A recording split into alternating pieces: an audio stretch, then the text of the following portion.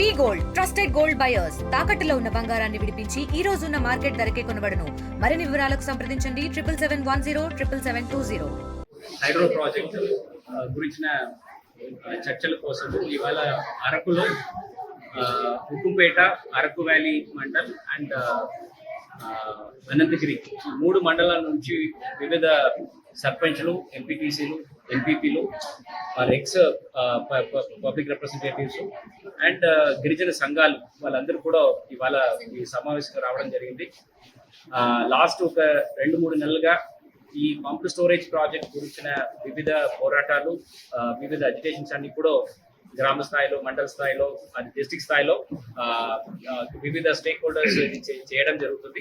దీని గురించి వాళ్ళ అభిప్రాయం ఏంటి, వాళ్ళు దేనికోసం చేస్తున్నారు, ఈ ప్రాజెక్ట్ గురించి పూర్తి అవకాశం వాళ్ళకి అవగాహన ఉందా లేదా, దాని గురించి వాళ్ళకి ఇవాళ పెట్టడానికి ఇక్కడ ఎంటైర్ నేను, జాయింట్ కలెక్టర్, పిఓ, ఎస్పీ గారు అందరూ కూడా ఇక్కడ వచ్చేసి వాళ్ళతో దాదాపుగా 2-3 గంటలు చర్చ చేయడం జరిగింది. దాంట్లో ఫస్ట్ అండ్ ఫార్మోస్ట్ వాళ్ళకి తెలిసిన విషయాలు ఏంటి, ఈ ప్రాజెక్ట్ గురించిన పూర్తి వివరాలు వాళ్ళకి తెలియకపోవడము.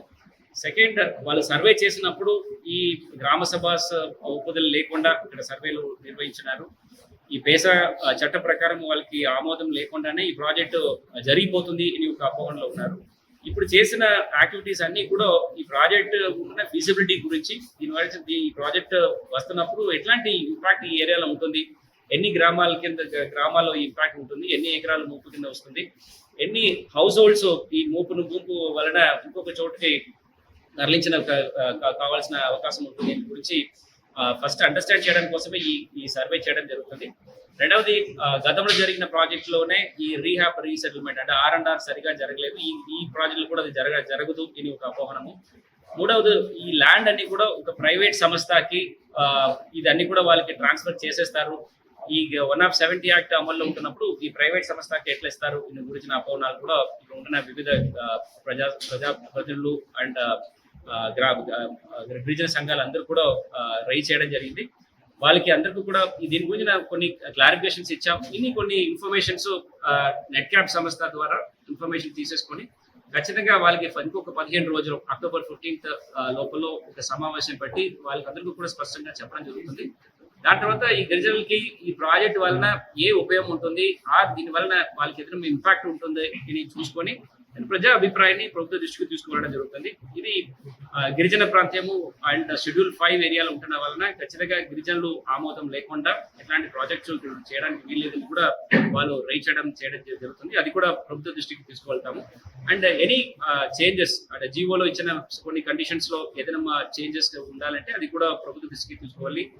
దానికి ఉన్న మార్పు కూడా తీసుకురావడానికి ప్రయత్నం చేయడం జరుగుతుంది. ఖచ్చితంగా ఈ ఇక్కడున్న ఐటీడీ సంస్థ కానీ, జిల్లా యంత్రాంగం కానీ, గవర్నమెంట్ కానీ ఈ ఏరియా అభివృద్ధి కోసమే పని చేయడం జరుగుతుంది. గిరిజనులకి వ్యతిరేకంగా ఇక్కడ ఏదో ప్రైవేట్ సంస్థకు ఇక్కడ ప్రాజెక్ట్ ఇచ్చేసి వాళ్ళకి నష్టం జరిగి ఇంకొకరికి లాభం వచ్చినట్టు ఖచ్చితంగా ప్రభుత్వం చేయదు అని వాళ్ళందరికీ కూడా చాలా స్పష్టంగా చేయడం జరుగుతుంది. ఇంకా 15 రోజులు దీని గురించిన ఇంకా పూర్తి వివరాలు వాళ్ళ ముందు పెట్టి దాన్ని చర్చ చేసేసి ఇక్కడ ఉన్న ప్రజాభిప్రాయాన్ని మనం ప్రభుత్వ దృష్టికి తీసుకోవాలి. దీనికి ఒక నిర్ణయం తీసుకోవడానికి ఏర్పాటు చేయడం జరుగుతుంది. తెలుగులో ఫాస్టెస్ట్ న్యూస్ ఇప్పుడు కొత్త అవతారంలో 5 సెకండ్లోనే పూర్తి వార్తా సమాచారం మీ చేతిలో. సోషల్ మీడియా ట్రెండ్స్ మీ కళ్ళ ముందుకే live TV and voice search ఆప్షన్స్తో ఇప్పుడే డౌన్లోడ్ చేయండి. యాప్ లింక్ డిస్క్రిప్షన్లో ఉంది.